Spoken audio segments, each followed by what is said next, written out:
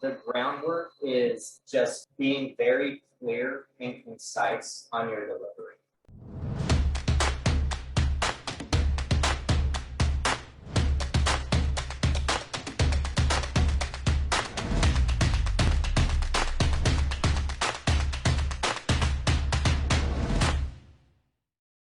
I've seen that you've been at Integrate for over 8 years now. So tell me all about your journey. Tell me how it happened, how you got into it.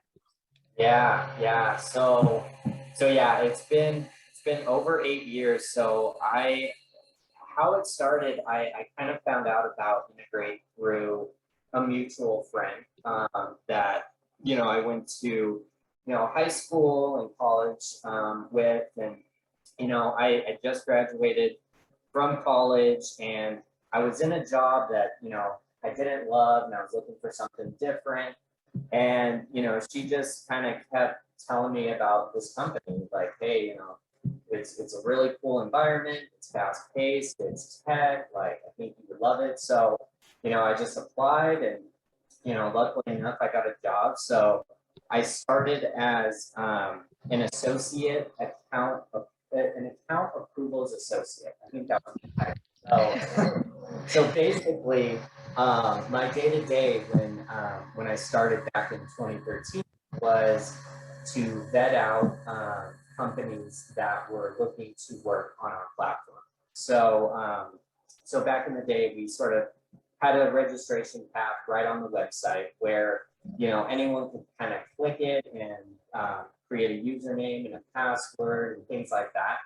And it was my job to sort of see all those registrations and kind of research the companies and vet them out, and call their credit references, all their trade references, see if they're registered as actual companies and things like that. So it was actually pretty interesting. I mean, you learn a lot about the industry because every single day I'm just researching all these companies, and I'm talking to different people in the industry about their needs, or if they pay their bills and all that fun stuff.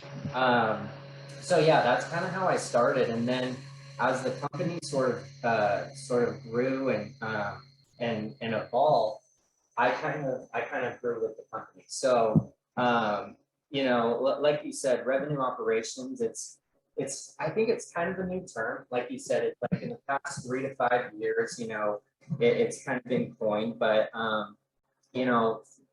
I kind of transitioned from focusing on like approving new accounts and researching and things like that. I kind of shifted to sort of like a pseudo analyst role within I think our like business operations department, which is only a few people at that time. And then after that, it sort of transitioned into more of like a sales focused role. So today I am primarily, working with our sales team. Our goals every single day, like the forefront of my mind is just drive revenue and try to improve sales rep productivity. So yeah, it's been an awesome journey. I mean, I've got to learn a ton about this industry, a ton about operations. I love working with the people at Integrate, and yeah, I'm excited to see where we go for sure. That's pretty awesome, actually. To hear that you grew with a company is really, really cool, because you get that sense of organic growth, which I think is unbelievable, to be honest. As we said, RevOps has, it is a new term, and that's something that I ask quite a lot of people that are in RevOps. What is RevOps to you? How would you define it? Yeah, that's a great question. How would I define it? If I were to put words into it, I would kind of go back to just operationalizing the business, like just making things easier for our sales folk and all our internal groups within the company. So, taking away administrative tasks so our salespeople can focus on selling. Like, I don't want them spending hours in our CRM, and I don't want our marketing team spending, hours in our marketing automation, trying to sift through data, things like that, trying to get contracts out, all that stuff. So when I think of revenue operations, I just think of, creating easier ways to do things. Like just get that a very simple sense, like just making things more simple, not reinventing the wheel, just, trying to think of processes where people just can go in there, click a few buttons and they're done. And then they can focus on the important things, which I think is, building relationships with our customers and prospects and things like that. So that's where I want like our teams that work with the external folks. I want them focused on building those relationships and communicating with them and making sure that their experience is good. And if we can minimize any of the administrative things on the back end in our internal systems, that's where I think revenue ops kind of plays a huge role. Yeah, I totally agree. I think revenue ops is frequently the people that try to make things the simplest that have the most difficult jobs, which is pretty cool to hear like other people talk about it, because it actually is so true and it's not brought to life enough. Going back to, speaking about your reps and making things easier for them and getting them to adopt new processes, reps can be demanding, right? Everyone knows that. It's not easy. So what's the groundwork that's required to guarantee a successful adoption of processes, would you say, with your reps? Like how do your champions help with that? Yeah. I would say the groundwork is just being very clear and concise on your delivery, right? So when there's a new process that's being rolled out, there's a lot of pre-work that happens. I mean, you got to test it out. If you're working with tech, you got to sort of partner with whatever groups are responsible for that to make sure it's built out and sort of fits your vision of how the process is going to work. But I think the groundwork is you just got to keep it in your brain that you want to make it simple. Like I just always kind of go back to that. So, again, there's a lot of work that goes into it. It's confusing. There's a lot of details. There's a lot of back end stuff that people don't even see.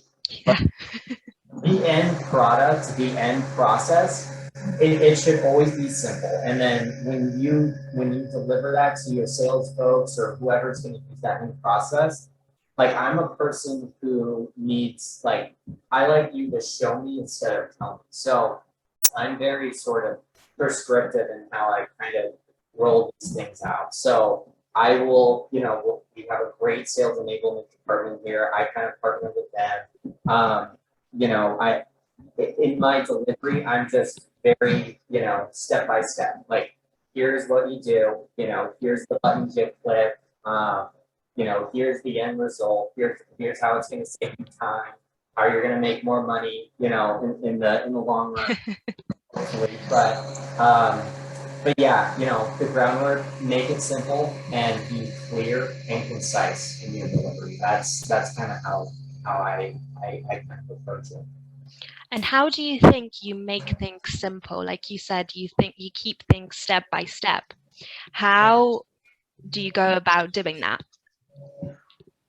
Yeah, I mean, it's not always easy. I always just try to think of the end product, right? So I kind of start by just thinking of, okay, like if I'm a salesperson and I'm, in a rush and I don't have time to do all of this stuff in our internal systems, like what am I going to be able to handle? Like if I have 10 calls back to back, on a Monday and I'm dealing with all these massive customers, I'm not going to want to waste a bunch of time in our system. So I always keep that in the forefront of my mind. I try to put myself in their shoes because, being a salesperson is, it can be super stressful and it's very demanding. And again, I just want to try and give them back that time. So, to make it simple, I just try to think of the easiest way, and a lot of the stuff we work with is in our CRM. So I just try to think of the best way that, you know, if someone is coming off the streets and they, you know, choose to work at Integrate, like if I'm able to get on the phone with them for 10 to 15 minutes and show them what that process is, I want to feel confident that they can run with that moving forward. And they'll have questions. So, you know, just creating, but like just to kind of get in the weeds, you know, creating buttons in Salesforce where you just click it, you know, you type a couple notes of context, you hit submit, and it's done, right? Like it sounds simple, Yeah. what the sales rep is doing, but on the back end, there's a lot of crazy wonkiness that goes into it. So yeah, it's kind of a long-winded answer, but you know, just trying to minimize the amount of interactions that the person has to have within the system. The least amount of clicks possible. That's what I try to do. All right. And how I'd say that one of the things that has really sprung to mind is, you know, you said that there's a lot of craziness at the back. Why do you think there's so much craziness at the back? What is that craziness? How would you, if you were to put a couple of words to it, how would you define that craziness? Yeah. So there's probably a lot more, a lot of smarter people than me that can probably articulate it better. But I mean, if you again, I'll just stick with like our CRM as an example.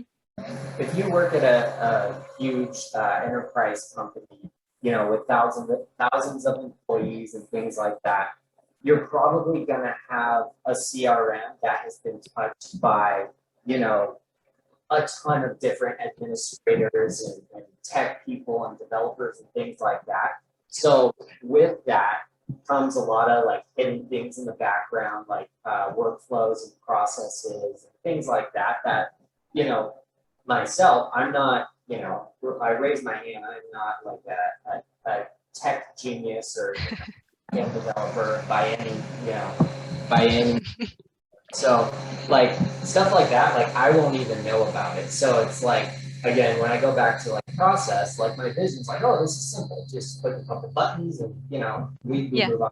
But like I said, if you're working like in a big company with tons of people and, you know, you have your CRM for a while, there's going to be a lot of handprints on there, right? So there's a lot of stuff I think that's, you know, running in the background that can sort of interfere where you don't anticipate it. So that goes back to, you know, testing a bunch, you know, before anything gets rolled out and things like that. So yeah, I mean, whenever you're working with these, you know, these softwares that involve lots of people, you're gonna sort of run into kind of a spider web of things going on in the background and just figuring out how to untangle that so you can create something new that is sort of operationally efficient.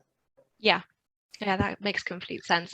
I really appreciate the fact that you like the simple things and going about things, you know, making it simple for people, right? Because working, you know, in SaaS myself, simple saves you time, and a year, like a day in SaaS is like a year in the industry, right? Right. So I guess my next question would be, when you approach your reps with a new process, I'm sure sometimes that takes a little bit of convincing, considering they're demanding, they know what they want.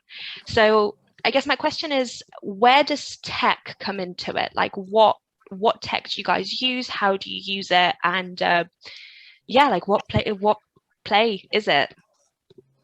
Yeah, it's a great question. So, you know, I think tech plays it plays a really big part, right? So if you want to be operationally efficient, you need to have the tech work for you and not the other way around. So process changes should mean that we're making things easier for people, which should mean we're letting our tech do most of the work. Again, sounds simple, but it definitely isn't.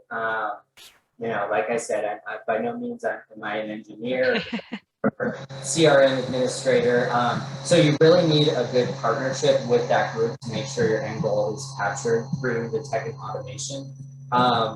But for any new process, I like the end goal is always to try and automate. Like that's what I want to try to do for pretty much everything that we touch every single day.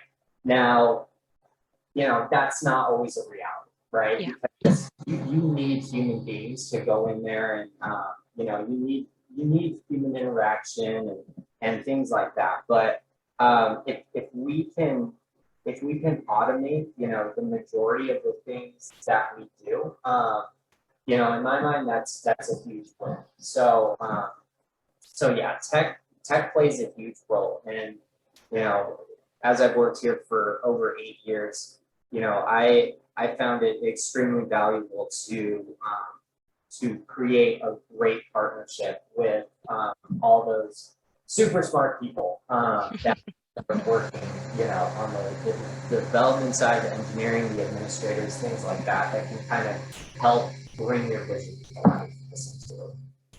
And how do you think in the last 8 years that you've been with Integrate, how do you think the tech side has changed?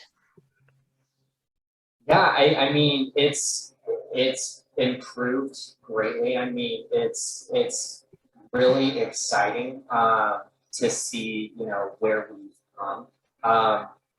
Within my role specifically and the things that I work on a day-to-day basis, if I compare it to like 2013, like it's night and day, right? So Yeah. so it's awesome to see. I mean, sometimes you kind of have to step back and sort of see like the big picture and sort of reflect on those things. Because I mean, on your day to day, you can get sucked into the details. You can sort of feel, overwhelmed and be like, like why isn't this work? Banging your head against the wall. But yeah, if I step back and reflect, I mean, we've made huge strides, and I mean that doesn't mean that there's still stuff to be worked on, and that's the stuff that I love sort of contributing on. So, again, super excited to see a roadmap and where we're going in the future. But yeah, it's when you reflect, it's really cool to see all the sort of improvements and enhancements that have happened. Yeah. And what does your roadmap look like, would you say? Oh gosh. Well, Typical I question. won't get in the weeds. Yeah, we have weekly meetings, every Monday with our internal group to sort of go over like all of our different projects and our game plan for 2021 and Q1, Q2, Q3, this week, next week, this month, next month. So, I mean, there's a lot on the roadmap. Again, I don't want to get into the nitty gritty details for all day, but again, it all goes back to just making things operationally efficient. I mean, we have company goals every single year, and one of our main ones is to operationalize everything. Like just get better at being more efficient at our things, right? And I think that can go for any company. I mean, anyone that works at any company in the world, it's figure out better ways to do things. So you're not sitting in front of your computer at 8 o'clock at night on a Friday, so you can spend time with your family or friends or whatever. So that's our goal for our internal teams, and that's also what we provide to our customers too with our software. So that's an exciting thing. So. That's brilliant. I completely agree.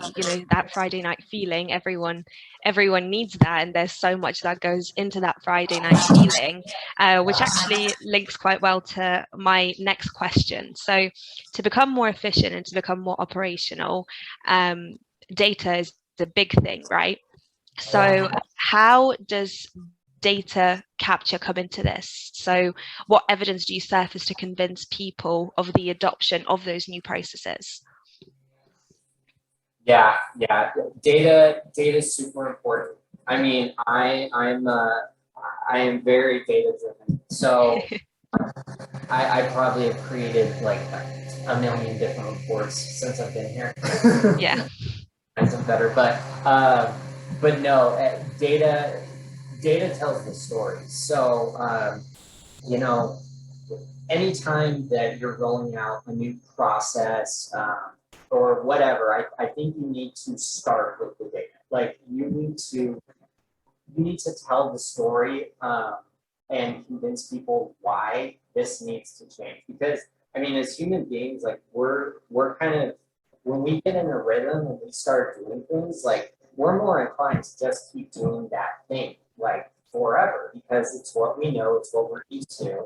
And if that thing involves, hours of manual work and manual spreadsheets and things like that, we'll just do it because we know how to and we can done it before. So that's the data is a huge piece. Like figuring out a way to visualize the current issue, so you can convince people that, oh yeah, I mean, we're wasting, hundreds of hours every week doing this, or we're discounting this X%, we're losing this much money on it, like we'll be making this much more or whatever. So you can put dollar signs next to things and hours, minute, like you can show numbers to sort of back up your vision.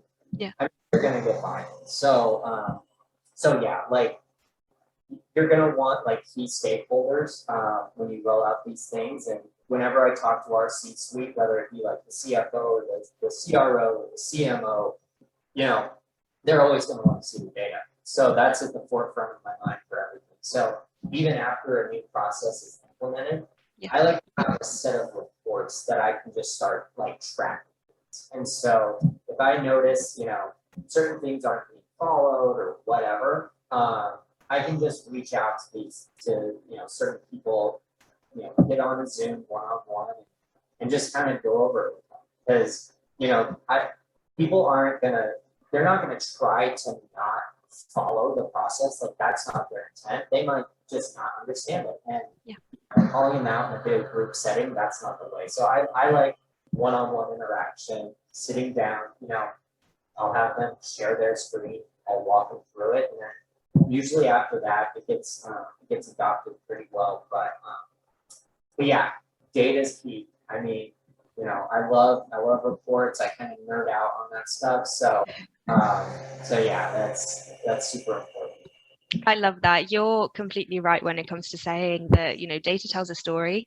And I think data has the power to essentially explain your future, right? Like if you look at your, few months back, couple of years back, you can see things, but that comes with visibility.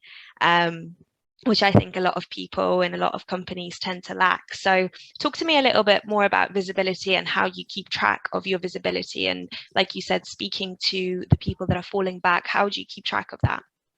Yeah. So it's very tactical. Like it's very subjective to what I'm looking at. So like at a very basic sense, just my own current process. I like to organize things in different folders, right? So, if we have project A, project B, project C, I usually have a set of reports that sort of correspond to those different projects. So I can easily go back and reference those things. So again, like I said, let's say, a new process gets rolled out, we sort of present it to people, we give them, these nice little PowerPoints and PDFs and one pagers and whatever, say, okay, everyone knows this, it's going to be 100% adopted, it's great, that never happens.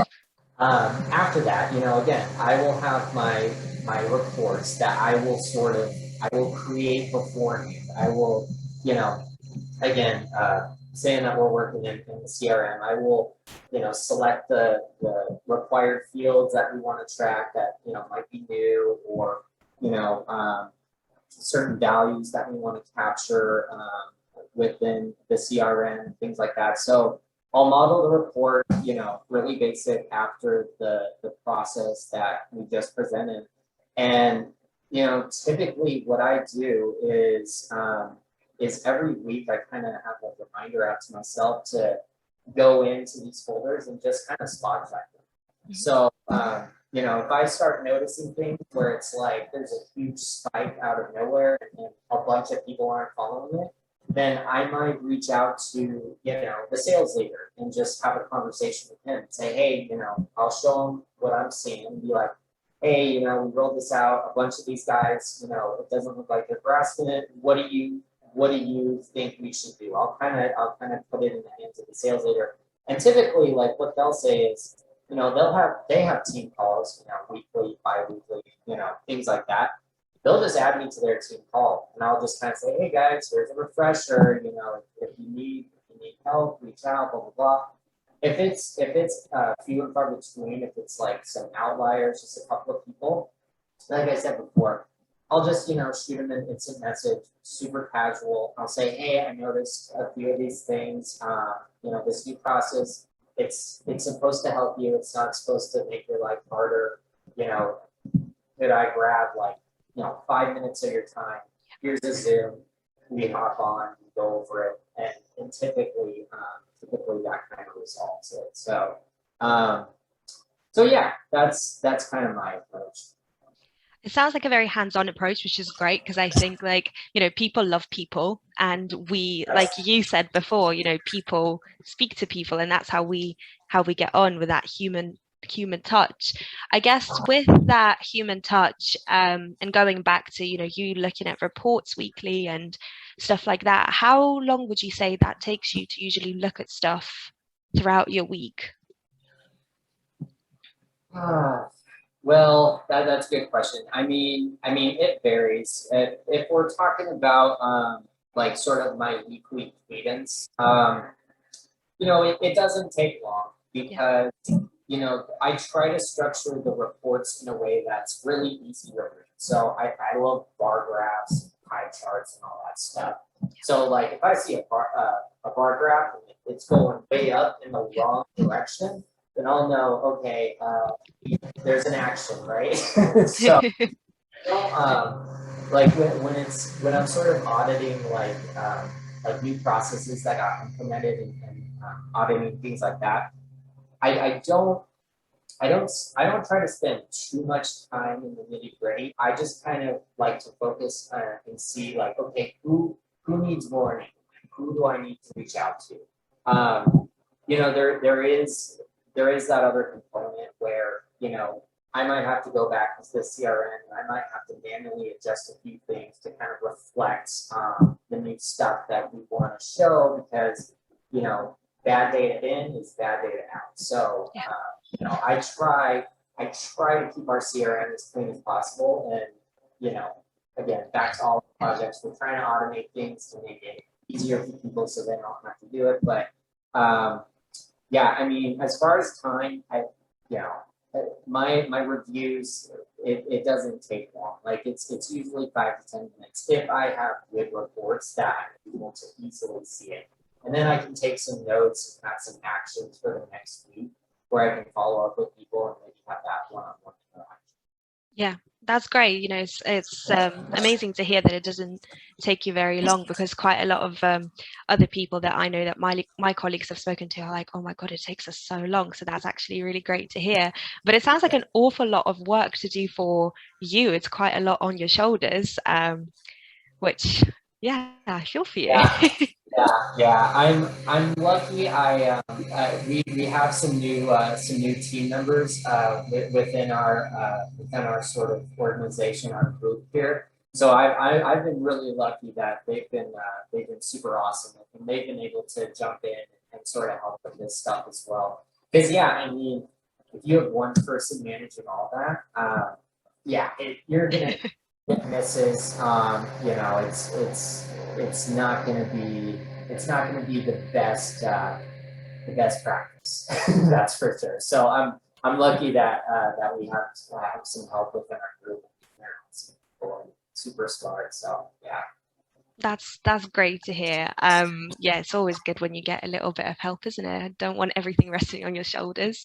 Um, Going back to one of my other questions, if you could share one thing that is super important for a successful process change that might not be so obvious, what would it be? Very good question. Very, Thank you. um, you know, I I like to dumb everything down. That's just how my brain works. But I think it is super important to just be patient Yeah. with people. You know, just taking the time to get on the phone with them and explain what's going on, right? So I think patience is a virtue, right? Yeah. So uh, you know, not getting frustrated and just talking to people one on one. Like I I I hate emails. Like I mean I can't speak for everyone, but if I get a million emails every day and they're, it's like a novel, it just kind of sucks the life out of you. And it doesn't really motivate you Yeah. to do that thing, right? Because we all get inundated with emails. And like I just don't think that's the way to get across to people. So again, after you sort of present it, that's the big piece. Like you're gonna do the work, you're gonna have your content that explains it, you're gonna present it to the whole group. And then after that, I think it's super important just to be patient with people. So again, back to the reporting, track stuff.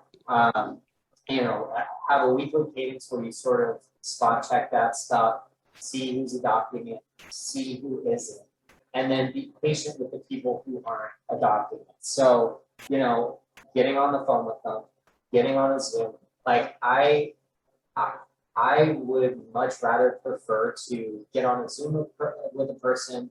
We both have our video on, like especially in this pandemic. I mean, if we can't be, in person, engaging and sort of, spitting ideas at each other. I think it's super important to, have your video on, look at each other face to face, share your screen, walk through it, have the person do it. So just being patient. I mean, I think that is probably the most important aspect to a successful process change.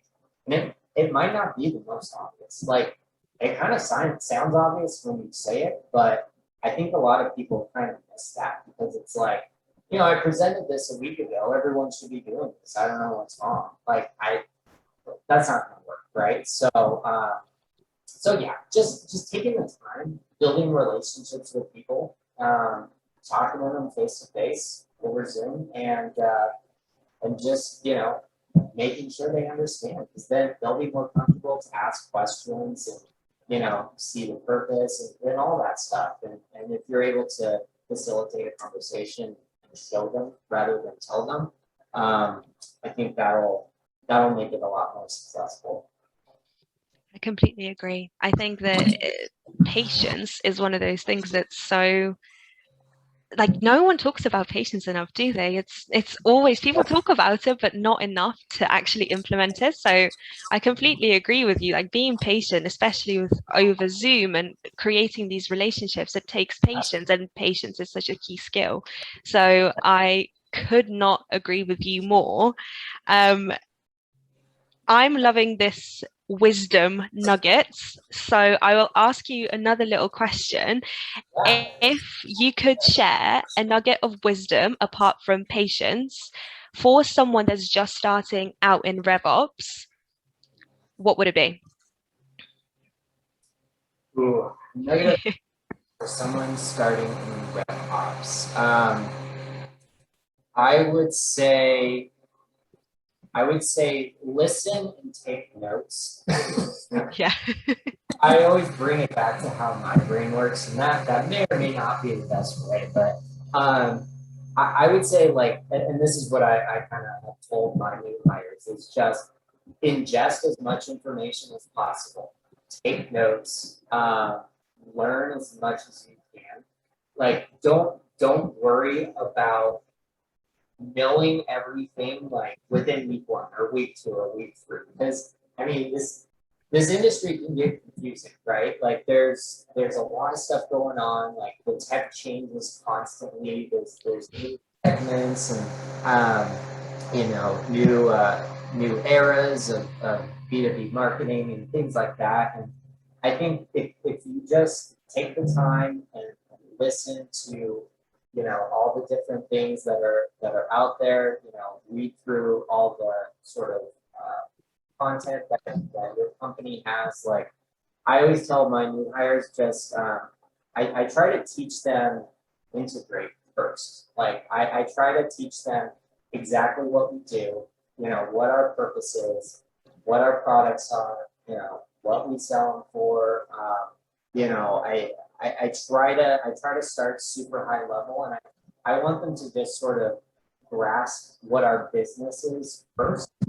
And then from there, I think everything else will kind of fall into place. Like if you understand the business, if you understand the industry, then you're going to be effective in revenue operations. Because if you understand what we're trying to do and what our end goal is, all we're trying to do is just make things easier and present the data and you know, be able to track stuff and you know, all of this stuff. So so yeah, I would just say learn and take notes.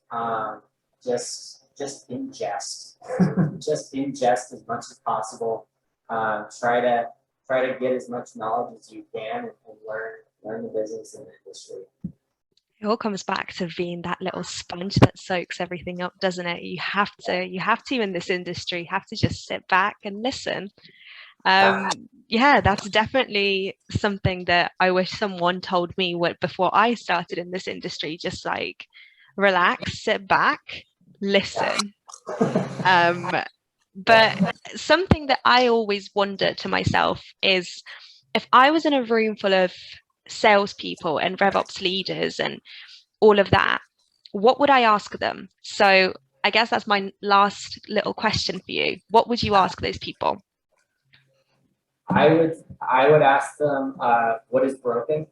Like, what are you wasting your time on? Yeah. Like, I would say that. Like, what is making you bang your head against the wall? Yeah.